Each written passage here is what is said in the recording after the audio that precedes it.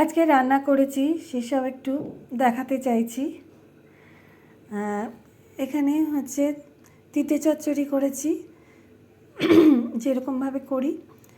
আর হচ্ছে এটা হচ্ছে বলুন তো কি, এটা বোঝা যাচ্ছে না। এই জিনিসটা হচ্ছে কাঁচকলার খোসা থাকে, কাঁচকলাটাকে সিদ্ধ করে তার খোসাটা মধ্যে রেখে দিয়েছিলাম।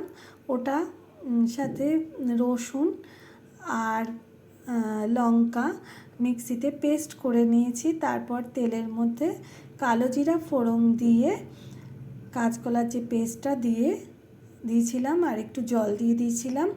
তারপর ওটাকে একটু জলটাকে একটু কষিয়েছি। এটাই সেটা।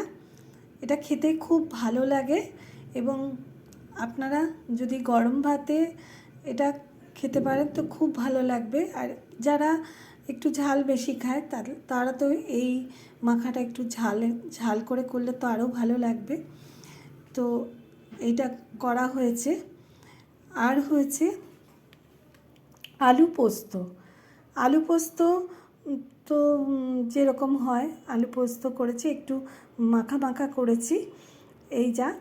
আর এখানে হচ্ছে চাটনি, টমেটোর চাটনি বেশি করে রেখে দিলাম কারণ লাগে, হ্যাঁ, আর সেই জন্য খেতে লাগে আর তাই জন্য করে রাখা হয়।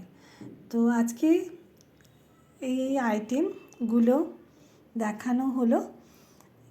আর আলু পোস্তর রেসিপি আমার প্রোফাইলে আগেই দেওয়া আছে, আপনারা ওখান থেকে কিভাবে করতে হয় সেটা দেখে নেবেন।